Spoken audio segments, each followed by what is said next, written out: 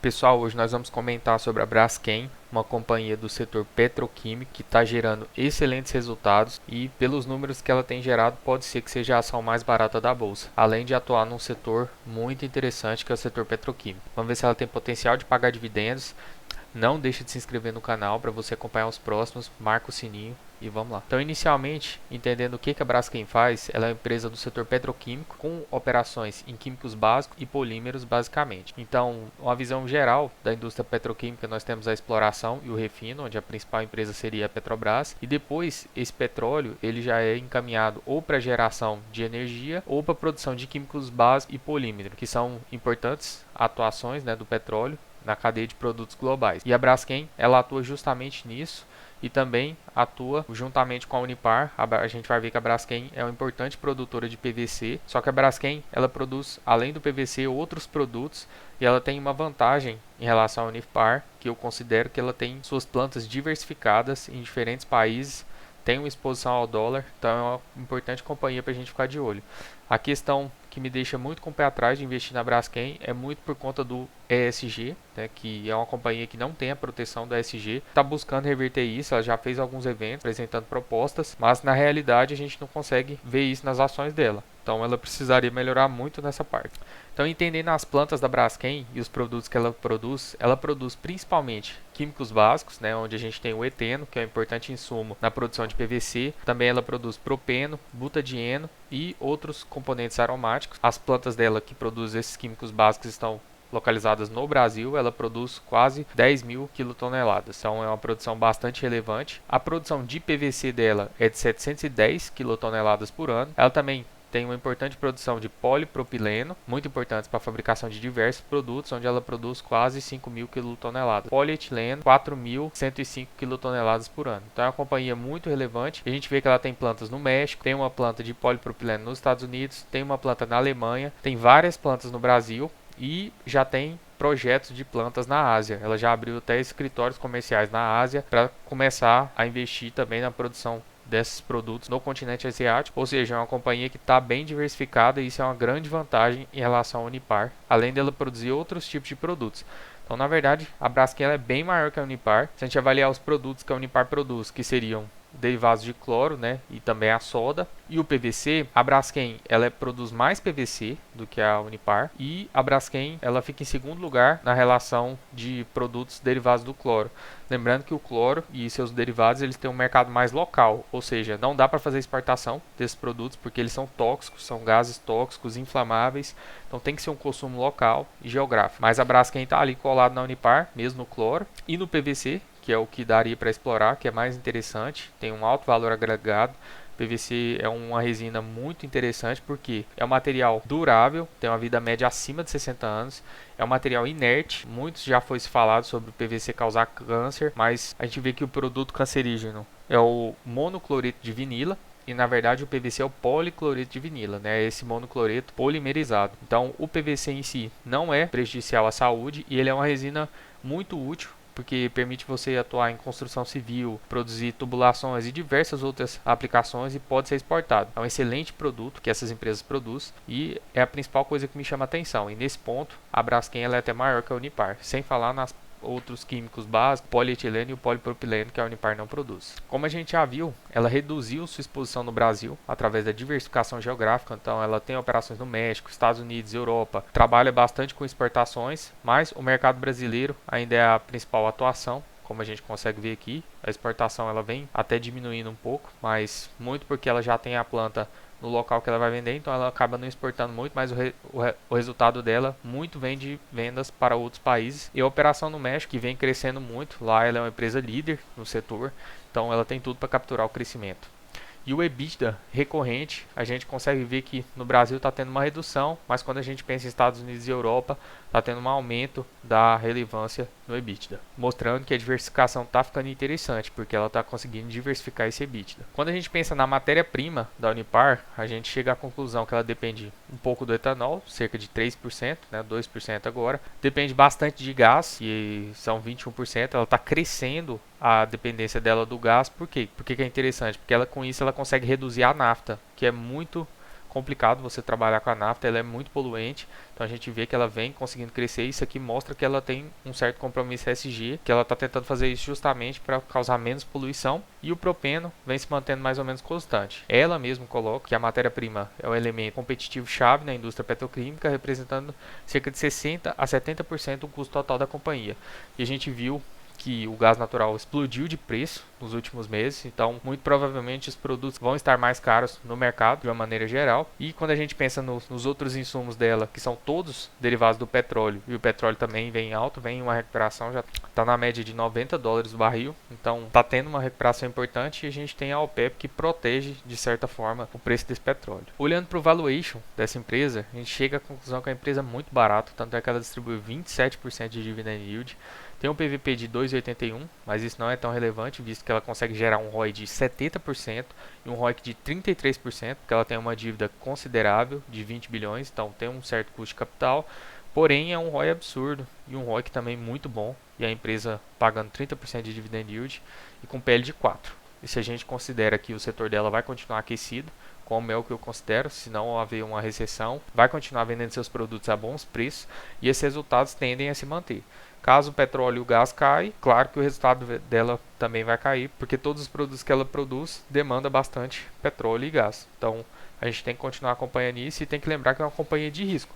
O resultado dela não é recorrente, depende do preço de muitas coisas, mas quando a gente olha para um cenário de médio prazo, 5 anos, se ela continuar pagando um dividendo desse, e a gente está considerando isso hoje, que ela teve uma alta de 20%, e mesmo assim o dividend yield dela está extremamente atrativo. Uma coisa que me deixava com o pé atrás, antes de entender melhor a situação de dívida da Braskem, ela deve 20 bilhões, sendo que ela tem um valor de mercado de 27 bilhões e um patrimônio líquido de 9 bilhões. Então, quando a gente compara com outras empresas, como por exemplo a Unipar, que é uma petroquímica que eu considero muito mais redonda que a Braskem em termos de empresa, a Unipar ela não tem dívida, ela tem caixa líquida, paga dividendos trimestrais, a foto da Unipar é bem bonita, mas a realidade é que a Braskem é uma empresa maior e está gerando muito resultado. E está descontado em relação ao Unipar. Quando a gente compara, a gente chega a essa conclusão. A única coisa que pega é essa questão da dívida, que pode corroer um pouco o resultado, mas quando a gente vai avaliar essa dívida, a gente vê que a empresa tem um caixa de 2,8 bilhões, o que daria para ela quitar essa dívida tranquilamente até 2027 e ainda continuar com caixa. Provavelmente daria para quitar até 2031 a dívida dela, então a gente vê que ela tem um endividamento aqui de bastante longo prazo. Então não é uma coisa que me preocupa, visto que até 2030, com o caixa que ela tem, ela conseguiria pagar todas as suas dívidas, e o restante desse endividamento ele estaria aqui mais para após 2030. Então ainda tem muitos anos, provavelmente ela ainda vai gerar muito caixa. Então é uma dívida que não me preocupa por conta disso, até mesmo porque ela pode continuar rolando essa dívida. É uma empresa que cresceu muito nos últimos anos e provavelmente vai continuar crescendo. Então essa desculpa da dívida, ela acaba não descredibilizando a empresa por ser uma dívida de longo prazo. E lembrando que a Braskem, ela é grau de investimento. Então o investidor estrangeiro olha para essa empresa aqui de uma maneira que ele não olha nem para o país Brasil. O Brasil não é grau de investimento e a Braskem é grau de investimento. Então mostra que o crédito é mais seguro de ser emprestado para a Braskem do que ser emprestado para o Brasil aos olhos do investidor estrangeiro. Então isso aqui mostra que a dívida dela é bem segura, não descredibiliza a empresa, e muita gente não investe na Braskem por conta dessa dívida. E eu estou mostrando aqui para vocês que, na verdade, isso não é um problema para ela, pelo menos não no curto prazo. Então a gente tem que continuar acompanhando, mas se ela continuar gerando o resultado que ela está gerando e reduzir essa questão das catástrofes, né, que teve uma catástrofe recente relacionada a essa empresa, com certeza é um importante gerador de caixa que vai pagar muito dividendo. O EBITDA, que é o que realmente importa nessas companhias, a gente vê que ela teve um crescimento praticamente desde 2013 até 2022, ela multiplicou várias vezes esse EBITDA, e isso provavelmente vai continuar acontecendo a longo prazo. Se a gente olha os dois primeiros trimestres de 2022 não foram tão bons, a foto daqui para frente continua boa, porque a gente está tendo petróleo em alta, a gente está tendo energia em alta, os produtos da Braskem dependem muito disso, então provavelmente ela vai continuar gerando muito caixa. E uma coisa que me chamou muita atenção na Braskem foi quando eu fui avaliar a carteira do Lírio Parisotto, e eu percebi que ele aumentou a exposição do fundo dele na Braskem. Para quem não sabe quem é o Lírio, é um importante investidor brasileiro, um dos maiores investidores brasileiros. Ele investe através de um fundo que tem quase 4 bilhões sob gestão, tinha mais de 4 bilhões, só que devido às quedas que a Braskem vem sofrendo, ele tem uma exposição de 25% em ações da Braskem do tipo 5, preferenciais e tem mais uma exposição em ações ordinárias de mais 5%, ou seja, ele tem 30% do patrimônio dele na Braskem. Isso aqui me chamou muita atenção porque com certeza ele deve conhecer muito bem a empresa e eu sempre acompanho o que ele faz no fundo dele, só que eu acompanho com um delay de 3 meses, né, que é o que todo mundo tem acesso.